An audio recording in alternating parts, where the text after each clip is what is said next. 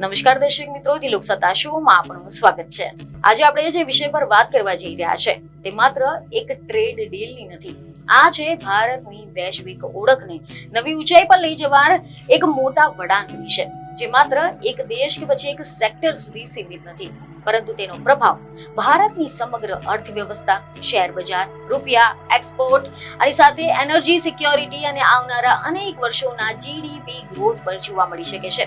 લાંબી પ્રતીક્ષા, લાંબી વાટાઘાટો અને લાંબા અંદાજો બાદ ભારત અને અમેરિકાની વચ્ચે જે ટ્રેડ ડીલ સામે આવી છે તેનાથી આખા જ ફાઇનાન્શિયલ માર્કેટમાં હલચલ મચી ગઈ છે. શેર બજાર ઝૂમી રહ્યું છે, રૂપિયો મજબૂત થઈ રહ્યો છે અને અર્થવ્યવસ્થા માટે અચ્છે દિનની ચર્ચાઓ ફરી એકવાર તેજ બની છે. લાંબા સમયથી ચર્ચામાં રહેલી ભારત અમેરિકા ટ્રેડ ડીલની આખરે જાહેરાત થઈ ગઈ છે અને આ ડીલને ઘણા અર્થશાસ્ત્રીઓ ભારત માટે સ્ટ્રેટેજિક ઇકોનોમિક ટર્નિંગ પોઈન્ટ તરીકે જોઈ રહ્યા છે. વિશ્વની સૌથી મોટી અર્થવ્યવસ્થા અમેરિકા અને વિશ્વની સૌથી ઝડપી વિકસતી મોટી અર્થવ્યવસ્થામાંનું એક ભારત. જ્યારે આ બંને દેશો વચ્ચે ટ્રેડની શરતો બદલાય ત્યારે તેની અસર માત્ર બે દેશ સુધી સીમિત નથી રહેતી, પરંતુ વૈશ્વિક વેપારના વ્યવસ્થામાં પણ તેના પડઘા જોવા મળતા હોય છે.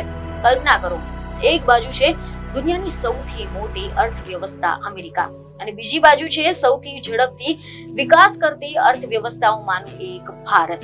જ્યારે બે શક્તિઓ હાથ મિલાવે ત્યારે તેનો પ્રભાવ માત્ર બે દેશો સુધી સીમિત નથી રહેતો, પરંતુ આખી જ વૈશ્વિક સપ્લાય ચેઇન પર તેની અસર જોવા મળે છે.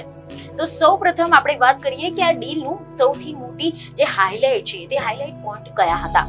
તો આમાં તો એવા અહેવાલો સામે આવ્યા હતા કે અમેરિકાએ ભારત પર લાગતા ઊંચા ટેરિફને 50% સુધીના સ્તરથી ઘટાડી લગભગ 18% સુધી લાવી દીધા છે. આની સાથે જ ભારતે પણ અમેરિકાથી થતી આયાત પર ઝીરો ટેરિફ માટે તૈયારીઓ દર્શાવી છે.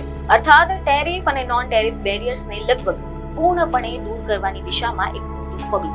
એનો અર્થ એ છે કે હવે ભારતીય પ્રોડક્ટ્સ અમેરિકી બજારમાં વધુ સસ્તી, વધુ સ્પર્ધાત્મક અને વધુ આકર્ષક બનશે. હવે નવો ટેરિફ બાંગ્લાદેશ, વિયેતનામ, થાઈલેન્ડ જેવા દેશોના મુકાબલે ઓછો થઈ ગયો છે. આને કારણે ભારતમાં સ્પર્ધા વધી જશે. આની સાથે જ ભારતે પણ અમેરિકાથી આવતી આયાત પર ઝીરો ટેરિફ માટે તૈયારી બતાવી છે. અને આ સમાચાર સામે આવતા જ ભારતીય શેર બજારમાં જોરદાર તેજી જોવા મળી. રૂપિયામાં પણ 1% વધુની મજબૂતાઈ નોંધાઈ છે અને વિદેશી રોકાણકારોમાં ફરી એક વખત ભારત પ્રત્યે વિશ્વાસ વધતો જોવા મળી રહ્યો છે. તો હવે પ્રશ્ન એ થઈ રહ્યો છે કે આ ટ્રેડ ભારત માટે ખરેખર શું બદલશે?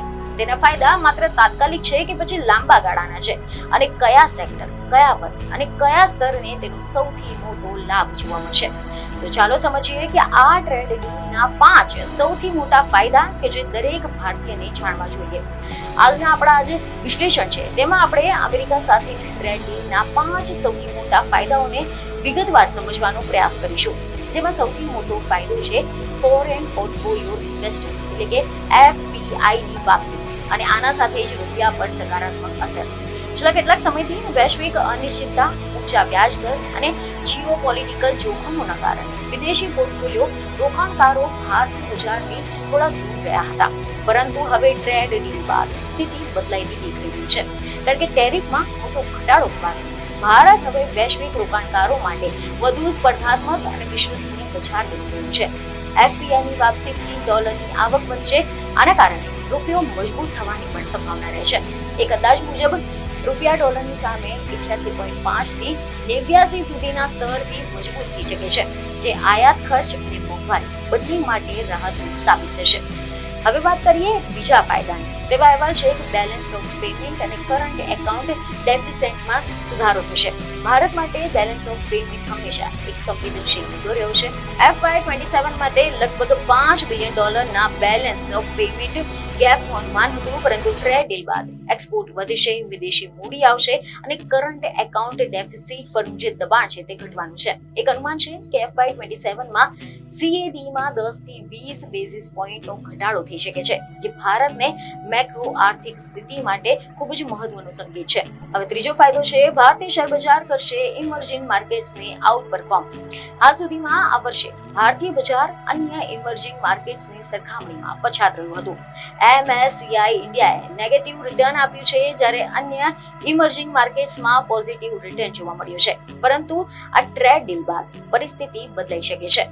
મજબૂત ફંડ ફ્લો, એક્સપોર્ટ ગ્રોથ અને નીતિગતના સપોર્ટના કારણે ભારતીય બજાર ફરી એક વખત આઉટ પરફોર્મ બની શકે છે તેવું કહેવાઈ રહ્યું છે. આનો સીધો લાભ લાંબા ગાળાના રોકાણકારોને મળશે. આ સિવાય હવે જો આપણે વાત કરીએ ચોથા ફાયદાની, તો એ છે બેન્ચમાર્ક યીલ્ડમાં ઘટાડો અને સસ્તું કેપિટલ. જ્યારે દેશની આર્થિક સ્થિતિ મજબૂત થાય છે ત્યારે સરકાર અને કંપનીઓ બંનેને સસ્તું ફંડ ઉપલબ્ધ થાય છે, અને આ ટ્રેડ ડીલના પરિણામે 10 વર્ષીય બેન્ચમાર્ક યીલ્ડમાં ઘટાડો થશે અને તે 7% અંદર આવી શકે છે. નીચી યીલ્ડનો અર્થ ઇન્ફ્રાસ્ટ્રક્ચર પ્રોજેક્ટ્સ માટે વધુ રોકાણ, કોર્પોરેટ સેક્ટર માટે સસ્તી લોન અને સમગ્ર અર્થવ્યવસ્થામાં કેપિટલ એક્ટિવિટીનો વધારો. હવે આપણે વાત કરીશું છેલ્લા એટલે કે પાંચમા અને સૌથી મહત્વના ફાયદા વિશે, જે છે એક્સપોર્ટ સેક્ટરને સીધો લાભ થશે. અમેરિકા ભારત માટે સૌથી મોટા એક્સપોર્ટ માર્કેટમાંનું એક છે. વર્ષ 2025માં ભારતની અમેરિકાની નિકાસ લગભગ $92 બિલિયન રહી હોવાના અહેવાલો સામે આવ્યા હતા, જે ભારતના કુલ ગુડ્સ એક્સપોર્ટના લગભગ 20% જેટલી છે. ટ્રેડ ડીલથી ખાસ કરીને ટેક્સટાઇલ અને કપડાં, gems and jewellery, engineering goods, machinery, equipment અને સાથે જ લેધર અને કેમિકલ સેક્ટરને મોટો ફાયદો થવાની શક્યતા દેખાઈ રહી છે. કારણ કે ટેરિફ ઘટવાથી ભારતીય પ્રોડક્ટ્સ હવે અમેરિકાના બજારમાં વધુ સ્પર્ધાત્મક બનશે, જે ઉત્પાદન, રોજગાર અને MSME સેક્ટરને સીધી રીતે સપોર્ટ કરશે. તેમજ આ ટ્રેડ ડીલનો એક મહત્વનો સ્ટ્રેટેજિક પાસું એ છે કે એનર્જી આયાતમાં વૈવિધ્યકરણ. ભારત હવે તેલ અને એનર્જી આયાત માટે નવા સ્ત્રોત તરફ આગળ વધી રહ્યું છે. એનર્જી, કોલસા, ટેકનોલોજી અને એગ્રીકલ્ચર પ્રોડક્ટ્સમાં પણ અમેરિકાની સાથે વેપાર વધવાની તૈયારીઓ દર્શાવવામાં આવી રહી છે. આ પગલું ભારતની એનર્જી સિક્યોરિટી માટે લાંબા ગાળે ખૂબ જ મહત્વનું માનવામાં આવે છે. જીડીપી ગ્રોથ માટે શું અર્થ છે આ ડીલનો, એની જો આપણે વાત કરીએ તેવા અહેવાલો છે કે ડોમેસ્ટિક ડિમાન્ડ, મોનિટરિંગ સપોર્ટ અને આની સાથે જ ફિઝિકલ સ્ટેબિલિટી પહેલેથી જ મજબૂત છે, અને ટ્રેડ ડીલથી એક્સટર્નલ જોખમ ઘટશે અને મેક્રો સ્ટેબિલિટી વધુ મજબૂત બનશે. આને કારણે FY27 માટે નોમિનલ જીડીપી ગ્રોથમાં 40 થી 60 બેસિસ પોઈન્ટ સુધીની મજબૂતી જોવા મળી શકે છે. જોકે કેટલાક વૈશ્વિક બ્રોકરેજ હાઉસે તો જીડીપી ગ્રોથનું અનુમાન વધારીને લગભગ 6.9% સુધી કરી નાખ્યું છે. જોકે ભારત અને અમેરિકા ટ્રેડ ડીલ એ માત્ર એક વેપારી સમજૂતી નથી. આ એક લાંબા ગાળાની આર્થિક અને સ્ટ્રેટેજિક ભાગીદારીની શરૂઆત છે.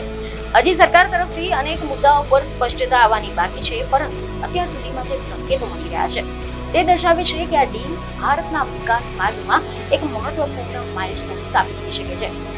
કારણ કે આ ડીલ ભારત માટે માત્ર આજનો ફાયદો નથી, પરંતુ આવનારા વર્ષોથી આર્થિક દિશા નક્કી કરનારું એક મોટું પગલું છે. તો હવે આ વિષય પર તમારું શું કહેવું છે તે અમને કમેન્ટમાં જરૂરથી જણાવો. બીજી એક ખબર સાથે ફરી મળીશું. ધન્યવાદ.